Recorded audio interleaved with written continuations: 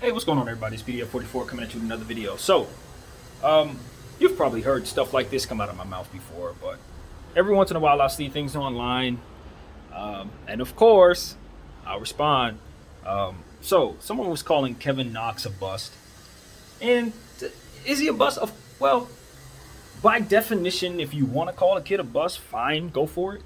But don't be foolish as to think that his development is done or that he has had opportunities to show you exactly what he is.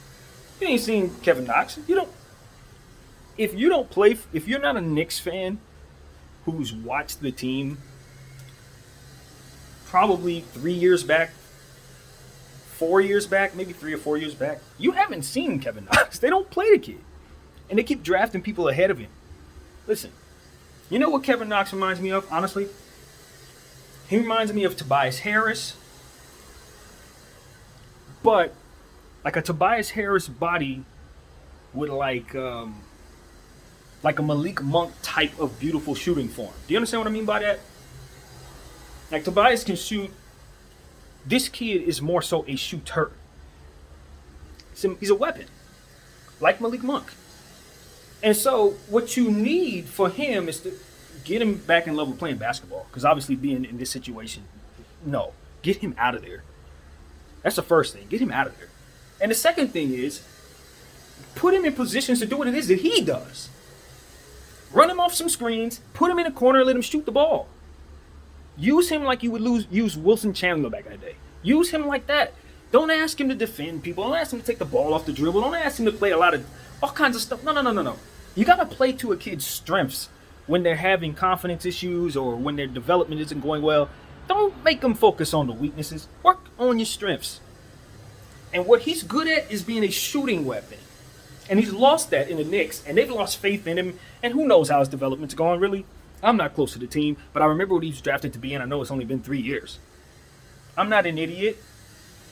I'm not as foolish as some of these folks to say that in 3 years, a player who's hardly had no time has gotten the proper development point in his direction. The Knicks gave up on the kid, but they won't let go of the kid. That's what I'm telling you. And it's frustrating. He's not the only one that's like that, but he's the example that I have for you since it was brought to my attention. But this is going on in the league, and it's one of the reasons why I started this channel, is because of stuff like that. It's because of Kevin Knox development. Coming into the Knicks when they were at their absolute bottom lowest. And they have focused more so on fixing their inner workings of their thing. And then, of course, as they did so, they started drafting players that they did believe in, right? And left this kid on the back burner. That's what happened. Maybe he had some injuries that I don't know about. I don't know. That might be a part of it. I'll leave that to those who are in the know. But I know for a fact that they haven't given him the type of catering and development that he needs to be the best version of himself. I know that. Because you can look at how things were when he was drafted. The Knicks were, as I said, in a toilet. It was during the worst times of things for the Knicks. Since then, they've drafted Barrett. They've drafted quickly. They acquired Juju. They've brought in players that can shoot and all kinds of different things and have left him to just kind of fall down in value. But see, that's the old NBA. That's the old NBA. Y'all can't move like that no more. That's where I'm coming from. With the G League and things like that, there should be no reason for a player who's drafted that high with his mechanics to not be developing properly. He should be in somebody's G League putting up 12 or 13 shots a game until he comes up to feeling as good as he should be feeling to play in the big leagues. Develop him properly, man. That's what I'm saying. Before people are ready to say, oh, he's a bust. How? How? Where? If he comes in, he makes some mistakes, you sit him down, and you don't see him for 3 months, how the hell are you a bust? How? That's all I'm saying. Now, I will admit, my point of view is not focused on Kevin Knox necessarily because I don't watch that team. For all I know, it's a lot of stuff that's going on that's nuanced. But what I'm saying is, the point is this, just for every player that applies to. Especially if they're drafted in a lottery. You know, think about some of these players that never panned out. I'm not gonna name them off because who cares, right? That's not the point. Would they have been in better situations had their organizations been intent on developing them properly and putting them in positions to do what it is that they were drafted to do? Because a lot of them guys that busted out were drafted into situations that they did not fit in, to organizations that saw them make maybe a few mistakes and set them on the back of the bench and just wrote them off as not valuable and let their value drop to the ground instead of developing them properly, putting them in positions to do what it is that they need to do in order to be the best version of themselves. You know, it's like, no, we got the G League now. We got things like that have made it so that that shouldn't be as prominent. And a guy like Kevin Knox should be in it. Period. And it's not about whether or not he can or cannot play. It's not the point. Is he getting the reps? Is he getting real time playing time versus professionals enough to get the reps up to be the best version of himself in this league? Or is he just cast aside as a bust? And we just going, he'll get 5-10 minutes. Oh, well. Nah. No. That's where I'm at with that.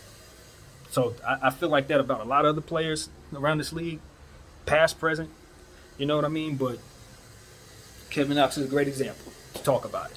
They just need to do a better job of developing these players, putting them in positions to do what it is they do best. So that's where I'm at with it, man.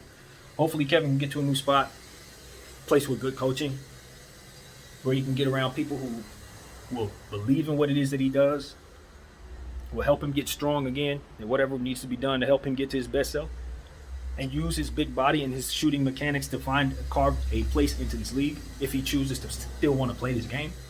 You know what I mean? Not everybody love the game. It's cool. You know what I mean? It's cool. Sometimes you wake up one morning, you're great at something, but you don't love what it is you're great at.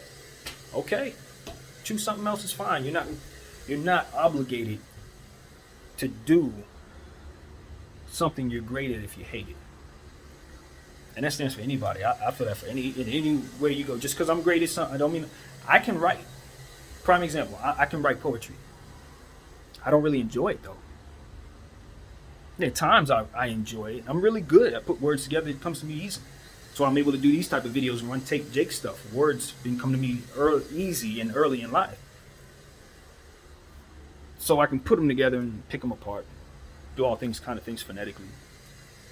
But it's not fun. It's not passionate for me. I don't find a great deal of joy in it. Now I assume if I continue to work on it as a strength, I could probably turn myself into somebody who could be great at it. Professional even. I don't love it. So I ain't chase it. You understand what I'm saying? And I think that's okay. But at the same time, if you're going to be involved, you're going to be a professional, then you might as well get the most out of it, especially when there's a lot of money on the line. Especially when somebody's going to pay you $80 million to do it. I would think I would fight for my development. A lot of these young kids don't realize they should be fighting for their development. Don't let nobody bring your value to the ground, call you a bust, and swoop you out of there. Go to your representative and say, get me to a situation that allow me to shoot the ball, even if it's overseas. Let me get better. Ask a guy like Patrick Beverly. Ask a guy like LaMelo Ball. Go somewhere and get better if you love this game. Don't let these people have you sitting on the back of a bench for $1 million when you know you're worth 80. Do you understand what I'm saying? You'll let this time pass you by. You'll get to 30 years old. And then you'll start playing like you're confident because you would have played all this time. You could have been doing that on much better value. And I know it's a politics game out here. Sometimes you sign with the right people, all of a sudden you're making all kinds of money. We're seeing it right now. Maybe that's what the move is. I don't know. I'm just saying, if you love what you do, fight for that. Fight for that. I see too many players just go to the back of benches. They sit down, they cool. Guess they get their $2 million. Maybe some of them really believe they're mediocre. Some of the dudes ain't mediocre. Some of the dudes are drafted early. Second pick, third pick. Ain't no way in hell I'm letting this team ruin my development. No, I will fight for that. So that's where I'm at with it, man. I never could play no basketball. I guess that's why the Lord gave me a voice so I could do this. This is what I can do. My name is BDF44. Thank y'all for watching. I'm out.